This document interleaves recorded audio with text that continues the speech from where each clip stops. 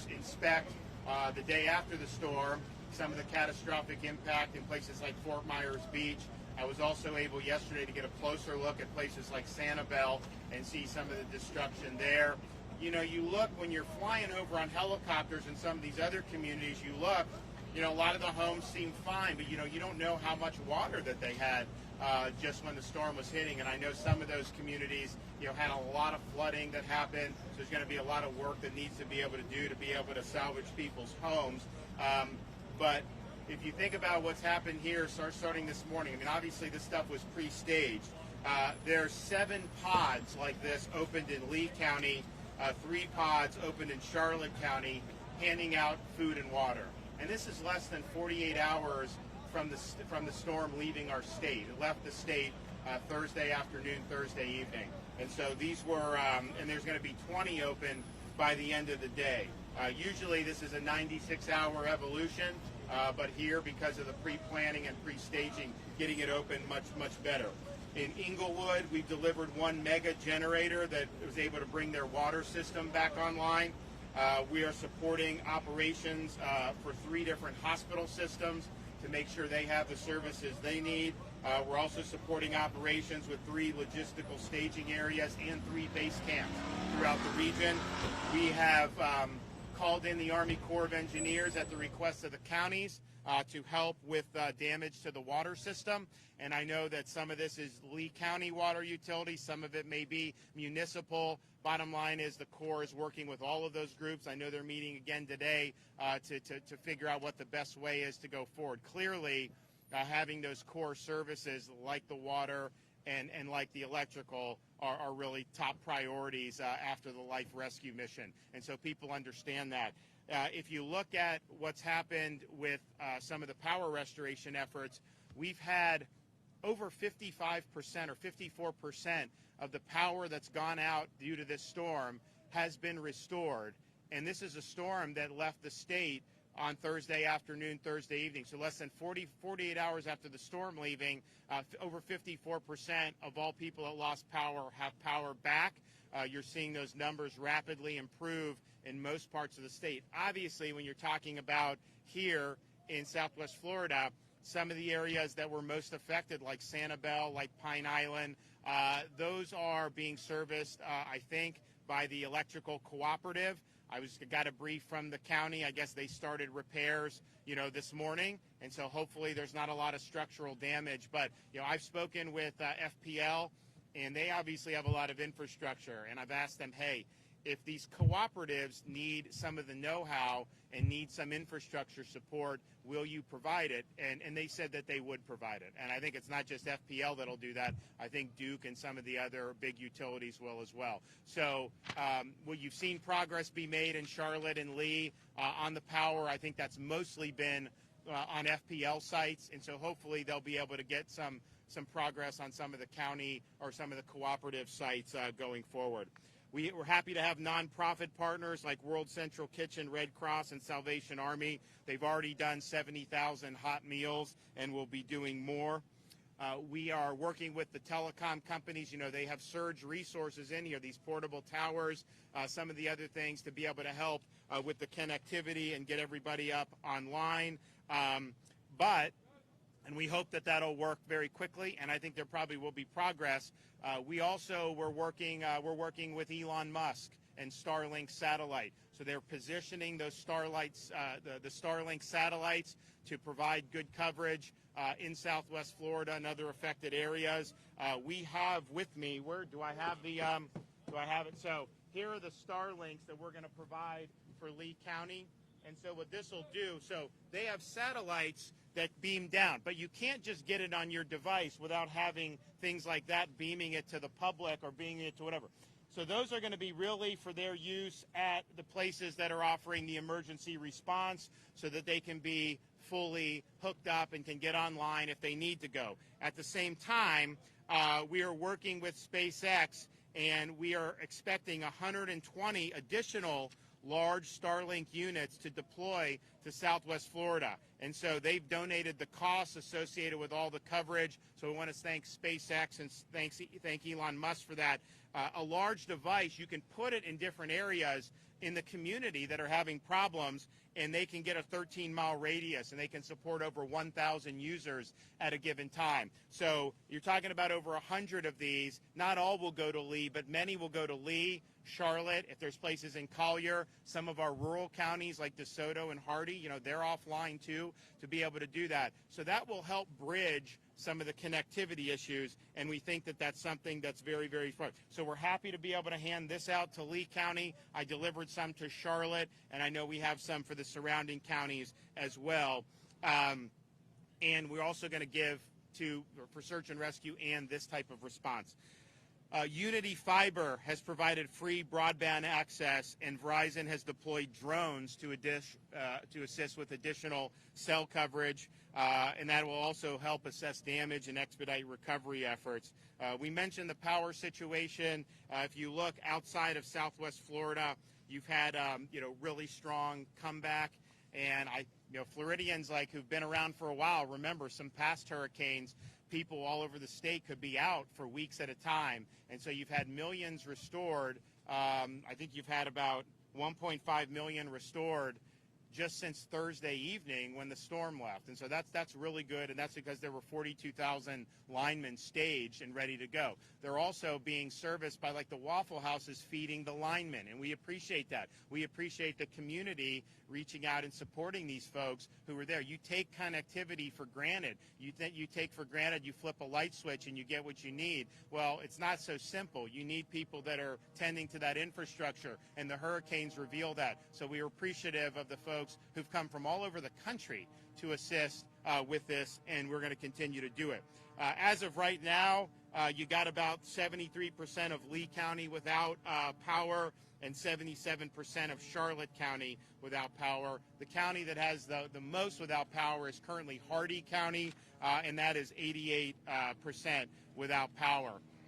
We have moved 1.6 million gallons of fuel into Southwest Florida to support the response. I'm looking at some of these gas stations. Some of them are very busy. Some of them have generators to be able to run. Some of them may have electricity. Others, the fuel is pouring in. It's just they may not have the electricity to operate their pumps. And so that's going to be, the issue. As more people come online, you're going to have more of that. But we've got a lot of fuel that are here, earmarked for whatever needs that people have. We have over 1,300 people on the ground for the Florida Department of Transportation. 1,300 miles of roadway have been cleared. I think people heard that yesterday you had a lot of river flooding in Charlotte County. FDOT had to close I-75 for a 12-mile stretch, and so they're constantly monitoring that. Obviously, that will be open as soon as it can, but as of this morning, they were still doing the detours around the flood impact. There's also other areas where we may expect additional flooding. And it was interesting. I was touring Central Florida with some of the aerial tours. There was more standing water in Central Florida than there was here in Southwest Florida, even though they're a couple hundred miles away from the initial impact of the storm and the storm surge. Just had a lot of water, some of the rivers and inlets overflowing. So it's creating a lot of problems really all across the state. If that impacts bridges, if that impacts roads, then obviously FDOT needs to maintain safe. All major ports are now open for fueling, and the fuel's going to be coming in, and we're really happy about that. We now have a mobile command unit in Lee County and in Charlotte County and in Hardy County to help them with their emergency efforts. And so you'll see Kevin Guthrie is our EM director, and he's just probably going to be living down here for the time being, starting very, very soon. FEMA, of course, has activated individual assistance. For those in need of help recovering, you can visit disasterassistance.gov or call 1-800-621-3362. So far, 87,000 people have registered for FEMA. Make sure you take evidence of the damage to your home. If you had flood damage and you have a policy under the National Flood Insurance Program, take pictures of the water line. Hopefully you took pictures when the water was still in there. That will help grease the skids for you to be able to submit your claims and be made whole as soon as humanly possible. We're looking, and we'll have an announcement very soon, to have disaster recovery centers set up, certainly in Lee County and in Charlotte and likely in many other counties. And as part of that effort, you don't need to go in for FEMA. You can do a lot of this online, But if you have questions, if you're not getting what you need, there'll be the people there to assist you. We'll also have folks from the state of Florida there. And then Jimmy Petronis, the CFO for the state of Florida, is setting up insurance villages so people can come in and meet with the carriers and make their claims. It's interesting, just looking at around the state, we probably suffered more flood damage than wind damage.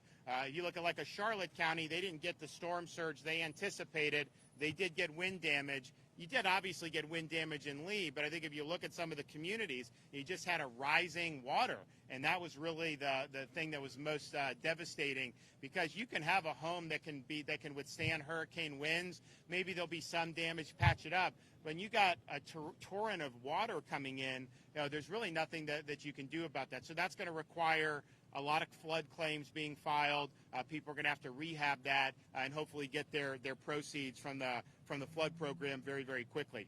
Really proud of the First Lady for her efforts, spearheading www.floridadisasterfund.org. They launched this basically the day after the storm, and they've already raised more than $20 million to help relief efforts for people. And obviously a lot of that is going to be done right here in the state of Florida. And so we're really excited about being able to help folks in a variety of ways. I was talking to some of the motorists coming in. They had questions for me about FEMA. Like, FEMA told me I couldn't get this last time or whatever. FEMA is, it's a bureaucracy, and they're going to go by whatever those regulations are. So you may have needs that don't fit into one of their wickets. So FloridaDisasterFund.org, working with these private groups, can help meet needs of people that would not be covered by FEMA. So it's an important complement to what the state and these communities are doing overall. Also, people have wanted to come in and pitch in help, and there's ways to do that. If you go to www.volunteerflorida.org, you can sign up for different volunteer opportunities, and I know people would love to have. There's been a great outpouring of support, community, and I've seen a lot of resilience in this community of people that want to pick themselves up and they want to get their communities back on their feet. And we really appreciate that spirit. And as I've said throughout the whole thing of this, there comes a time when this is not interest to the TV cameras anymore, but we understand the needs will persist long after the cameras are gone, and we'll be here and we'll be helping every step of the way. Okay, Jim Eifert is going to talk about some of the efforts that the Guard is doing.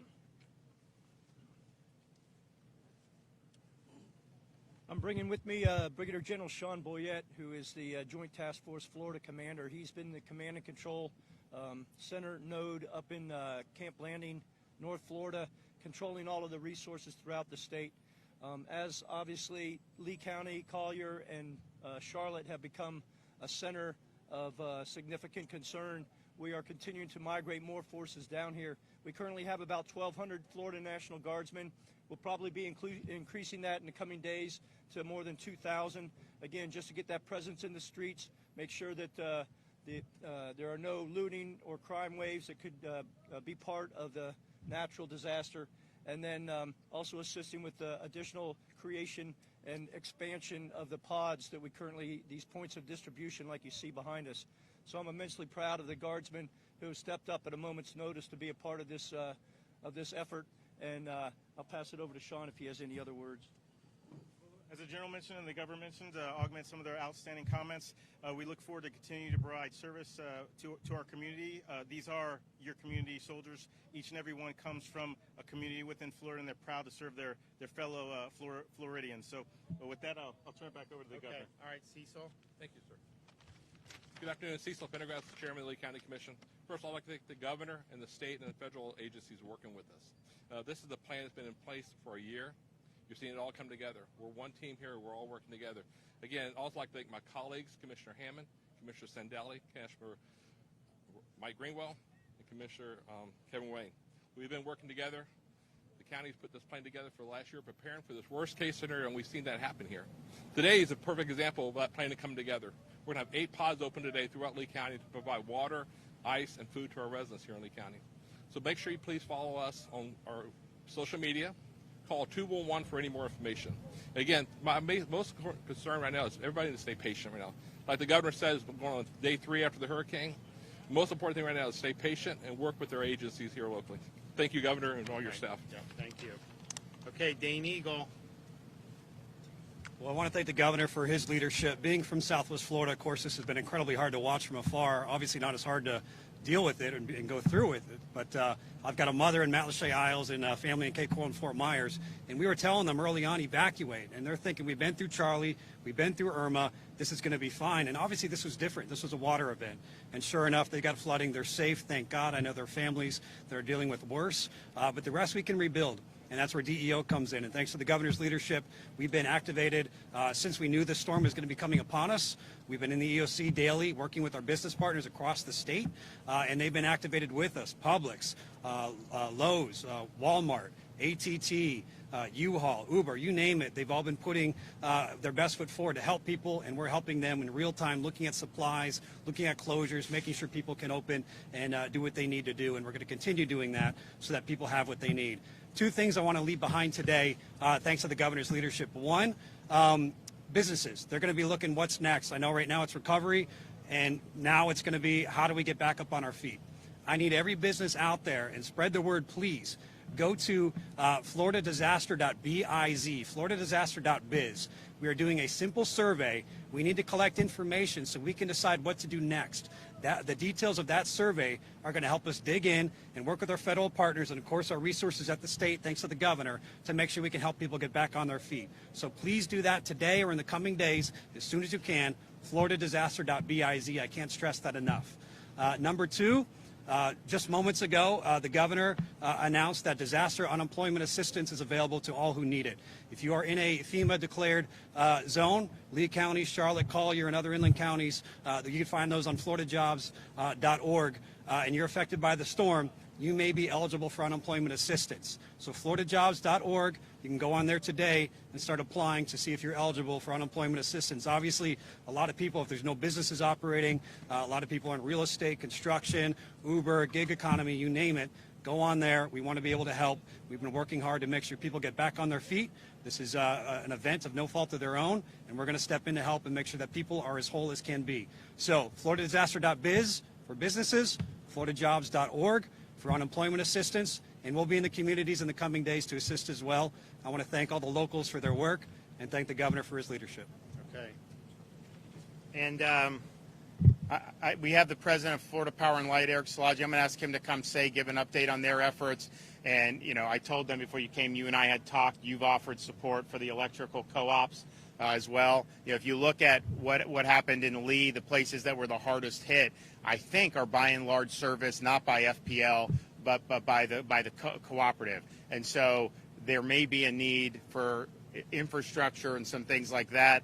This is something that we were concerned about because of supply chain, and Eric and some of his other peer companies said, you know, we've got infrastructure, we have the ability to provide support if it came to that, and so that we may be in that situation. So you want to come up? Thank you, Governor. Yes, so as the governor said, this is a team effort, and getting the power back on for all of Florida is a team effort, and we're going to be working with everybody to do so. I'm pleased to report, Governor, that right now at FPL we are 2/3 restored. We have 1.5 million customers restored and about 650,000 customers that have yet to be restored. With that in mind, we are continuing around-the-clock operations to get everybody up.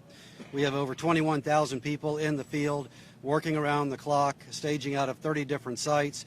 We are cleaning up and getting power on at counties across the state, and as soon as the county is up and restored, we're collapsing those resources into Southwest Florida and supplementing the thousands we already have right here in Southwest Florida with even more. We will work with all of the electric providers, whether they're cooperatives, municipal electrics, other investor-owned utilities. It's a hallmark of what this industry does, is to come together to get the power back on for people as quickly and as safely as possible. Part of this is being able to get so many people up so quickly is a testament to the investment and the support we've had from our legislature, from the governor, from other leaders in the state about being able to invest in the resiliency of the infrastructure. At FPL, we have 8,000 miles of transmission in our system, and we did not lose one single transmission structure to this monster storm. Nor did we lose any generation that was not able to provide power. That makes a huge difference in being able to get people up quickly. That's not to say that the distribution system, which many of you have seen pictures along the coast, was not devastated by the storm. We will be rebuilding parts of that, but in most parts we are restoring the power rather than rebuilding the power, and that's because of the support we've had over years to invest in hardening our system with concrete and steel and undergrounding. And Governor, I thank you for that. It's made a huge difference for all Floridians today to have that kind of investment. So there's never been this many people restored so quickly, because we're not even 48 hours after the storm leaving the state of Florida. And you've been through a lot of these storms. I mean, I think this has got to be far and away the quickest, right? That's correct. I mean, at least for FPL, I can speak to that. Hurricane Irma, which was also a monster storm that hit not too far from here, as you recall, was at the time the fastest restoration in the history of the United States at FPL, and we are actually beating that at this point. So this will be the fastest restoration of number of customers that I'm aware of in the country. Yep. And that's, again, a testament to the investments that have been made, as well as the tens of thousands of workers who have come from 30 states to help, and we do appreciate all their help and support as well. Great. Well, thank you. Yes, sir. Okay. Have any questions? Yeah, Governor, as we were watching the storm head this way and our Lee County officials made the call to ask folks to evacuate, how do you feel that was done? Do you feel it was done appropriately in timing? Yeah, absolutely. They were following the data, and you remember people were looking initially at the Panhandle on Sunday. Then Monday came, and people were thinking maybe north of Tampa Bay. When we went to bed Monday night, people were saying this is a direct hit on Tampa Bay, worst case scenario for the state. As that track started to shift south in the computer models the next morning, they called for the evacuation, they opened their shelters, and they responded very quickly to the data. But at the end of the day, Fort Myers and Naples on Sunday, I think of the 11 a.m. advisory, 72 hours out, they weren't even in the cone. I mean, so that's just the reality. So they followed it very closely. I know Kevin Guthrie is in touch with all the EM directors locally, working on kind of what we're seeing with different modeling. And at the end of the day, a storm that's going to hit 150 miles north of you is something that, and I said there'd be impacts all across the Gulf Coast. And I said Sunday, even if it goes to North Florida, it's a big storm. You could see impacts in Naples and some of those areas. But that's a different type of impact than what we ended up seeing. And so I think that they work very quickly, provide people shelter, provide people the opportunity to do that. And I know many of them did take them up. But I would also just point out, you had people evacuating from Tampa to Southwest Florida. I mean, that happened because of how they were following the track of the storm. Yep. Governor, two major concerns for people, obviously running water and then gas. Do you have any information on, whether the state is going to help restore running water, and then when we could be expecting gas deliveries here? So what we've done on the water, they identified the break, I think, the day after the storm. They requested the state enlist federal support. So we got the Army Corps of Engineers. I think that they made the request at like 3 in the morning on Thursday. Army Corps was here from Jacksonville Thursday afternoon. That's a 6-hour drive under good conditions, as you guys know. So they're there. They're working with not just the county water utility, but some of the other municipal utilities to be able to do that. And we have National Guard engineers available to help the Corps if they need it. And I know General Eifert has a lot of folks there. So at the end of the day, troubleshooting that is really significant, because once you get that going, everything else can really come to life. Even some of the power, you can do the generators, but you need that running water just for basic sanitation. So we're happy that the Army Corps responded very quickly, that they're on it, diagnosing it, hopefully offering a solution as soon as possible. The fuel, as I mentioned in my comments, there's fuel available. It's coming in from the ports. The gas stations that have power or generators typically are offering gas. I think there's just a lot of gas stations that are offline from that, and so the pumps aren't going to work if you don't have the electricity. So I think it's probably more of a power issue than it is a fuel supply issue. And now that all our ports are open, you're going to see more fuel coming in addition to all the fuel we have staged here. We've got more fuel staged here than we've probably ever had for a storm before. Okay, we'll be back tomorrow. We'll see you guys. All right. Let us know what else we can do.